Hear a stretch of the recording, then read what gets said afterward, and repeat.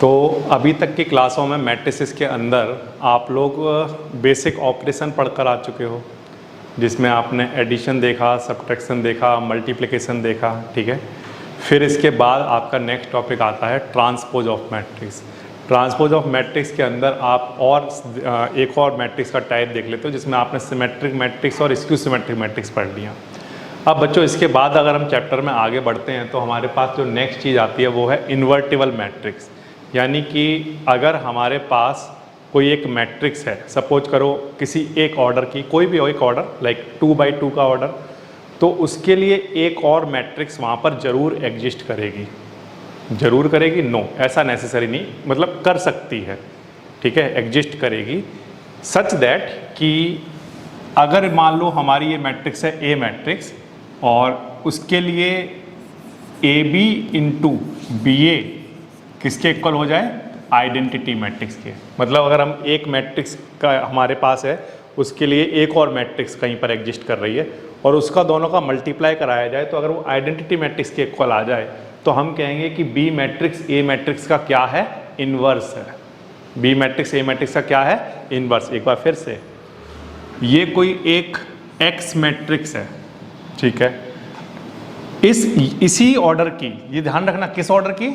जिस ऑर्डर की एक्स है उसी ऑर्डर की मान लो कोई एक मैट्रिक्स और है, सच दैट उस मैट्रिक्स का मल्टीप्लाई एक्स मैट्रिक्स से कराऊं तो आंसर क्या आना चाहिए? Identity matrix. तो ये जो वाई मैट्रिक्स है ना, वो एक्स मैट्रिक्स की क्या कहलाएगी? इनवर्स। या इसका उल्टा, अगर X Y into X equals to क्या आ रहा है? Identity matrix. तो ये जो एक्स मैट्रिक्स है ये इस वाई मैट्रिक्स का क्या कहलाएगा? Inverse matrix. मान लो बच्चों मैं आपके सामने कोई एक मैट्रिक्स लिखता हूं, कुछ भी मैंने लिखा 2 3 4 5, ठीक है। अब मैं एक मैट्रिक्स और लिखूं, बी मैट्रिक्स, ठीक है, कुछ भी लिखूं जैसे मान लो, तो उस मैट्रिक्स का मैं ए मैट्रिक्स से फिर मल्टीप्लाई कराऊं, तो क्या ये जरूरी है कि आइडेंटिटी मैट्रिक्स आएगा आंसर? नहीं सर, ऐसा कोई जरूरी नहीं है। मैंने लिखकर देखा एक मैट्रिक्स, उसका कराया, आंसर आई नहीं आया, तो इसका मतलब बी मैट्रिक्स ए मैट्रिक्स का क्या नहीं है? इन्वर्स नहीं है। फिर और लिखा, फिर कराया, फिर नहीं आया, फिर लिखा, फिर कराया, फिर नहीं आया, कराता गया, मैं लिखता गया, बहुत सारी मैट्रिक्स लिखी मैंने। एक मैट्रिक्स ऐसी मिल गई मुझे जिसका मल्टीप्लाई मैंने ए से कराया, तो क्या आ गया? Identity matrix. वो मैट्रिक्स इस ए मैट्रिक्स का क्या कहलाएगी? इन्वर्स कहलाएगी, ठीक। एक मैट्रिक्स के सर कितने इन्वर्स होते होंगे? अगर मैं सर लिखता जाऊं, बहुत सारी मैट्रिक्स ऐसे लिखता रहूं अपने मन से और फिर ए से मल्टीप्लाई कराता रहूं, तो कितनी मैट्रिक्स ऐसी मिलेंगी जिनका मल्टीप्लाई ए में कराएं तो आइडेंटिटी मैट्रिक्स आ जाएगा? तो आंसर है सिर्फ और सिर्फ एक, सिर्फ और सिर्फ एक। यानी कि किसी भी गिवन ऑर्डर की मैट्रिक्स के लिए सिर्फ और सिर्फ एक मैट्रिक्स एग्जिस्ट करती है, जो कि इस मैट्रिक्स का क्या होगी? इन्वर्स होगी। ये बात आ रही है आपको समझ में? अब हम कैसे मान लें सर? आपके कहने से नहीं मानेंगे, प्रूफ करके दिखाओ इसको। तो इसको मैं प्रूफ करके दिखाता हूं। इस थ्योरम को कहेंगे हम यूनिकनेस ऑफ इनवर्स। तो ये जो थ्योरम आप कर रहे हो, थ्योरम नंबर क्या है?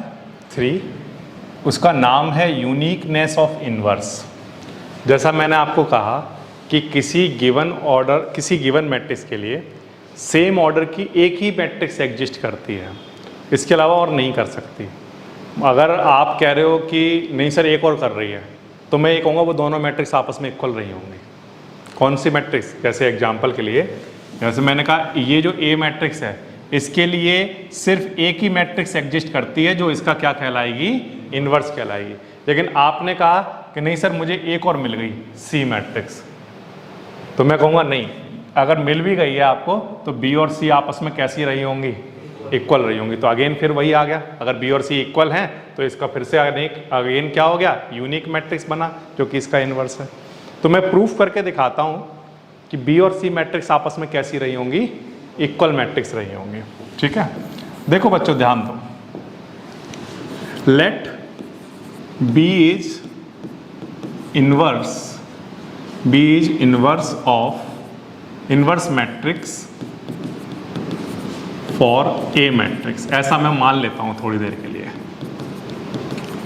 अब मान लो बच्चों बी अगर इन्वर्स मैट्रिक्स है ए मैट्रिक्स का, तो ऐसा होता होगा क्या, ए इंटू बी कराएं या बोलो बी इंटू ए कराएं, आंसर किसके इक्वल आना चाहिए, आइडेंटिटी मैट्रिक्स के, तभी वो इन्वर्टिबल होगी। अच्छा, फिर इसके बाद अगेन मैंने माना let see is inverse matrix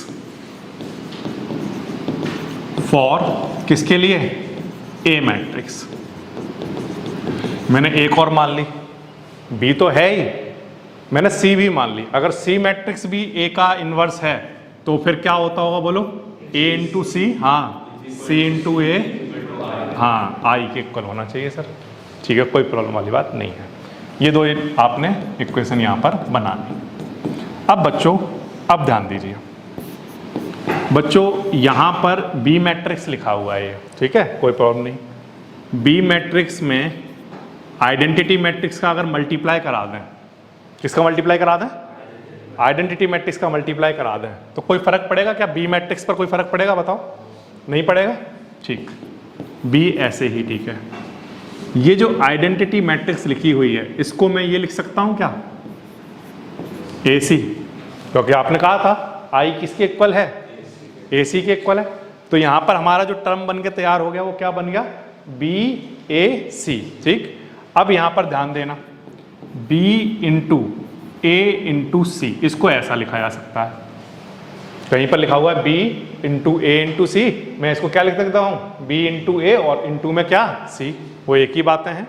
अच्छा, b इंटू ए को आपने मुझे बताया था कहीं लिखा हो तो उसे i लिख देना, ठीक है। तो यहाँ पर मैंने क्या लिख दिया i, और इंटू में क्या चल रहा है c, और आइडेंटिटी मैट्रिक्स का c में मल्टीप्लाई कराएं तो आंसर क्या आएगा, तो ये b किसके इक्वल आ गया, c के इक्वल आ गया।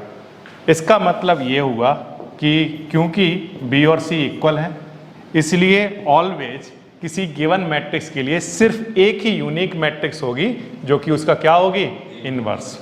देयरफॉर दिस प्रूव्स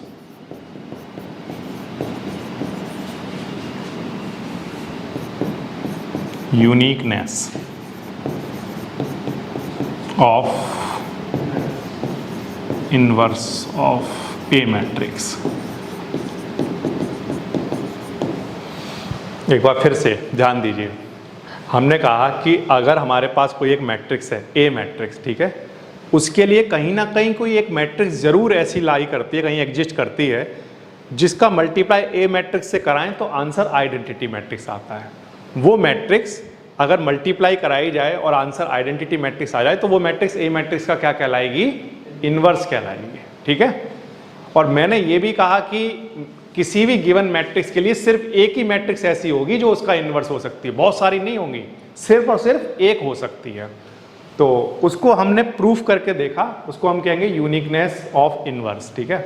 मैंने माना कि ए मैट्रिक्स के लिए कोई एक बी मैट्रिक्स है जो कि उसका क्या है, इनवर्स मैट्रिक्स है, ठीक है। तो ए इंटू बी, बी इंटू ए किसके इक्वल आना चाहिए, आई के, अगर बी उसका इनवर्स मैट्रिक्स है, ठीक है। ओके, ये हमने यहीं पर छोड़ा। हमने माना चलो कोई एक और कहीं एग्जिस्ट करती होगी, सी मैट्रिक्स को हमने क्या मान लिया, इसका इनवर्स मैट्रिक्स। तो फिर से ए इंटू सी और सी इंटू ए ये किसके इक्वल आना चाहिए, आइडेंटिटी मैट्रिक्स, कोई प्रॉब्लम नहीं। अच्छा, अब हमने ये दो इक्वेशन यहाँ पर छोड़ दी, अब हमने बी से स्टार्ट किया। बी को हम क्या लिख सकते हैं, बी इंटू आई, आई को हम क्या लिख सकते हैं, ए इंटू सी। इस क्वांटिटी को हम लोग क्या लिख सकते हैं, b इंटू ए इंटू में सी, और b इंटू ए को हम लोग क्या लिख सकते हैं बताइए, आइडेंटिटी मैट्रिक्स, और आइडेंटिटी मैट्रिक्स को c से मल्टीप्लाई कराएंगे तो क्या आंसर आएगा, c। तो इसका मतलब ये है कि अगर a मैट्रिक्स के लिए आप दो इनवर्स मैट्रिक्स को कहते हो कि एग्जिस्ट करते हैं, तो वो दोनों मैट्रिक्स आपस में कैसी रही होंगी, इक्वल। b और c आपस में कैसी रही होंगी, इक्वल। यानी कि अगेन हमारा ए का फिर से कितना इनवर्स मैट्रिक्स बचा, 1, क्योंकि बी और सी तो आपस में इक्वल हैं। तो अगेन ए का एक ही इनवर्स आया, तो ये आपसे यहाँ से प्रूफ होता है कि यूनिक इनवर्स एग्जिस्ट करता है किसी भी गिवन मैट्रिक्स के लिए। ठीक है, ये समझ आया। ये हो गई आपकी थ्योरम नंबर 3। देखिए थ्योरम नंबर 4 देखते हैं।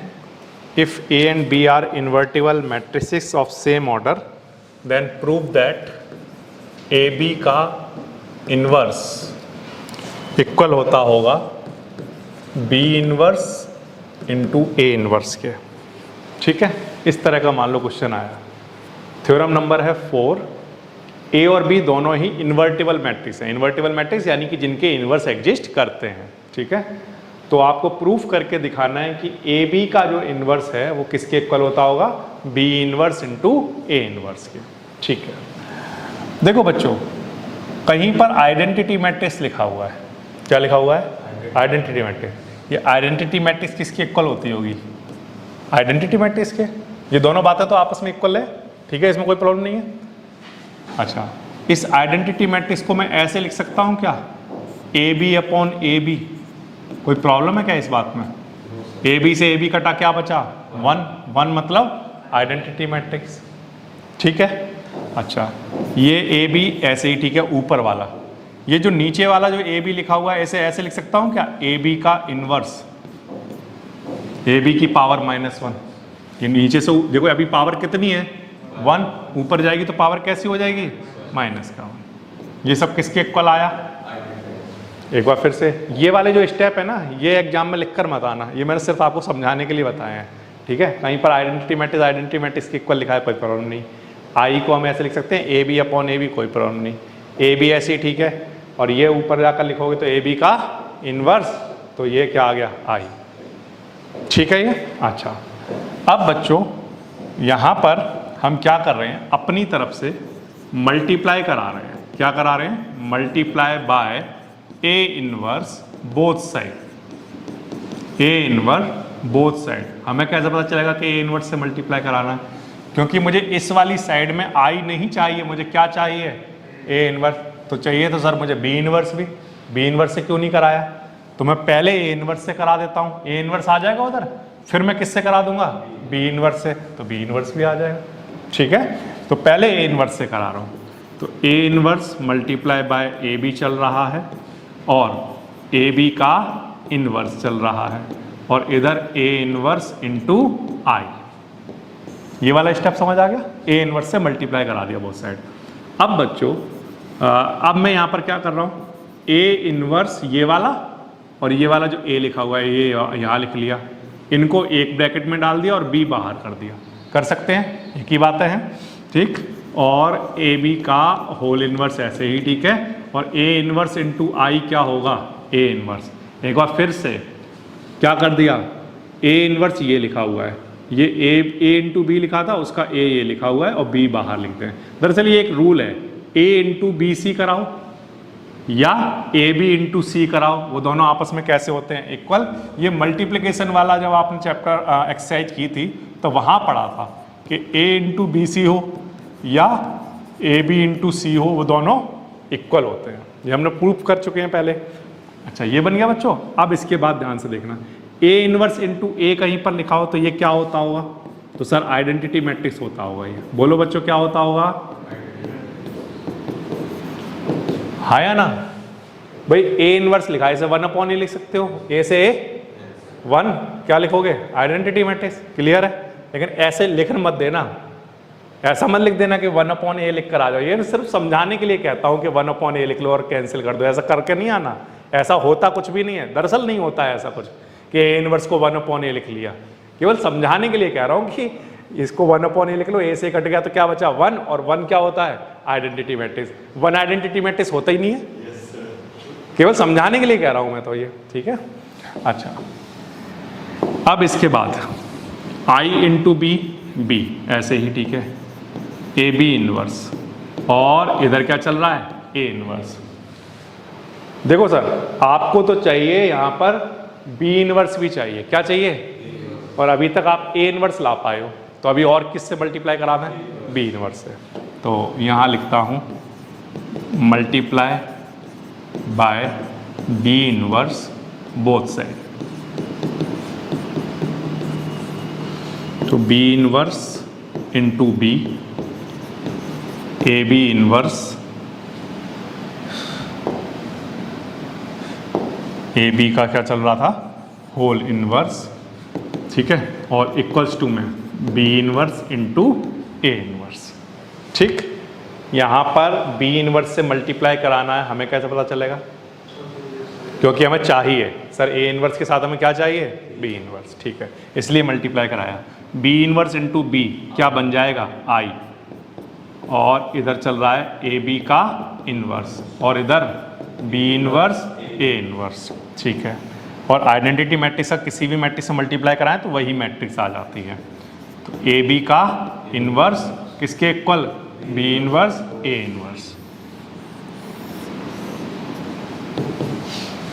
ये आपका आंसर बन जाएगा। ध्यान दीजिए बच्चों, ये है आपकी थ्योरम नंबर कौन सी, 4। 2 थ्योरम हमने सिमेट्रिक और स्क्यू सिमेट्रिक के लिए पढ़ी थी, फिर थर्ड और फोर्थ थ्योरम मैट्रिक्स चैप्टर में ये आती है। फोर्थ थ्योरम क्या कहता है कि अगर ए और बी दोनों इन्वर्टिबल मैट्रिक्स हैं, इन्वर्टिबल मैट्रिक्स का मतलब ए का भी इन्वर्स एग्जिस्ट करता है, बी का भी इन्वर्स कहीं ना कहीं एग्जिस्ट करता है, ठीक है। तो प्रूफ करके दिखाओ कि ए बी का whole inverse B inverse into A inverse के इक्वल होगा, ठीक है। तो हमने कहा कि बड़े आसानी से हम समझ सकते हैं, ये वाले जो स्टार्टिंग के 2 स्टेप हैं ये ऐसे फालतू लिखे हुए हैं केवल समझाने के लिए कि आई किसके इक्वल होता है, आई के, और फिर A B upon A B लिखा हुआ है, इसको हम क्या लिख सकते हैं, ए बी का इन्वर्स। तो मेनली आपकी जो थ्योरम स्टार्ट होगी वो कहाँ से, यहाँ से, किसी मैट्रिक्स और उस मैट्रिक्स का इन्वर्स हम जानते हैं किसके इक्वल होगा, बाय द डेफिनेशन। यही तो आपने कहा था कि ए इंटू बी या बी इंटू ए किसके इक्वल होगा, आई के, ठीक है। अच्छा, अब इसके बाद ये वाले स्टेप यहाँ से बल्कि आप हटा ही देना, ठीक है, यहीं से आप लेकर चलो बाय द डेफिनेशन। डेफिनेशन क्या कहती है, डेफिनेशन ये कहती है कि ए मैट्रिक्स का अगर बी इन्वर्स है, ए मैट्रिक्स का अगर बी इन्वर्स है तो इन दोनों का प्रोडक्ट किसके इक्वल होगा। तो ऐसे ही ए बी मैट्रिक्स का अगर ए बी का इन्वर्स है, तो अगर ये क्या है, इसका इन्वर्स है, तो इन दोनों का प्रोडक्ट किसके इक्वल होता होगा, आई के इक्वल, ठीक है। अच्छा, अब हमने मल्टीप्लाई बाय ए इनवर्स कराया बोथ साइड, वो हमें कैसे पता चला, तो हमने कहा कि हमें ए इनवर्स चाहिए इस साइड में, और इधर सिर्फ आई लिखा हुआ है तो इसलिए ए इनवर्स से मल्टीप्लाई करा दिया, ठीक। अच्छा, ए इनवर्स से मल्टीप्लाई कराने के बाद क्या हुआ, हम जानते हैं ए इंटू बी सी लिखा हो या ए बी इंटू सी लिखा हो, वो एक ही बातें होती हैं। तो हमने ये वाला ए इसके साथ लिख लिया, बी बाहर कर दिया। इससे क्या फ़ायदा हुआ, ए इनवर्स इंटू ए किसके इक्वल होता है, ये कहाँ पर पढ़ा आपने, ये डेफिनेशन इन्वर्टिबल मैट्रिक्स की कि कोई मैट्रिक्स और उसका इन्वर्स का प्रोडक्ट ऑलवेज किसके इक्वल होगा, आइडेंटिटी मैट्रिक्स, ठीक है। ये बच्चों बन के तैयार हो गया, ठीक। आई इंटू बी अगर हम देखें तो बी मैट्रिक्स बन गया। अब हमने देखा कि हमें राइट हैंड साइड में सिर्फ ए इनवर्स नहीं, हमें तो बी इनवर्स भी चाहिए, तो हमने बी इनवर्स से मल्टीप्लाई करा दिया, ठीक है। मल्टीप्लाई कराने के बाद B inverse into B, again फिर से वही बाय द डेफिनेशन अगर हम देखें तो मैट्रिक्स और उसका इनवर्स का मल्टीप्लाई किसके इक्वल होगा, आइडेंटिटी मैट्रिक्स के इक्वल। फिर आइडेंटिटी मैट्रिक्स का यहाँ मल्टीप्लाई कराओगे, ये आ जाएगा, ये आपका प्रूफ होके तैयार हो जाएगा। तो बच्चों जो हमने इन्वर्टिबल मैट्रिक्स की डेफिनेशन पढ़ी थी, तो वहाँ पर बाय डेफिनेशन आप इसका आंसर दे सकते हो कि 2 मैट्रिक्स एक दूसरे का इन्वर्स तब कहलाएंगी जब उन दोनों के प्रोडक्ट का आंसर किसके इक्वल हो, आइडेंटिटी मैट्रिक्स के इक्वल, तो वो मैट्रिक्स एक दूसरे का इन्वर्स कहलाएंगे। बी मैट्रिक्स यहाँ पर ए का क्या है, इन्वर्स, इफ अगर ए और बी किसके इक्वल आ जाए, ए इंटू बी, आई के। ए मैट्रिक्स बी का क्या कहलाएगी, इन्वर्स, इफ बी इंटू ए क्या आ जाए, आइडेंटिटी मैट्रिक्स। तो इसमें अगर आप ऑप्शन में देखोगे तो आपका डी ऑप्शन करेक्ट ऑप्शन बन जाता है, ठीक है। तो ये हो गई आपकी एक्सरसाइज कंप्लीट 3.4। कोई भी सपना साकार करने के लिए सबसे जरूरी है सही कोच का होना। चुनिए जीएस क्लासेस को और करें अपने बोर्ड एंड जेईई का सपना साकार। Download the app now.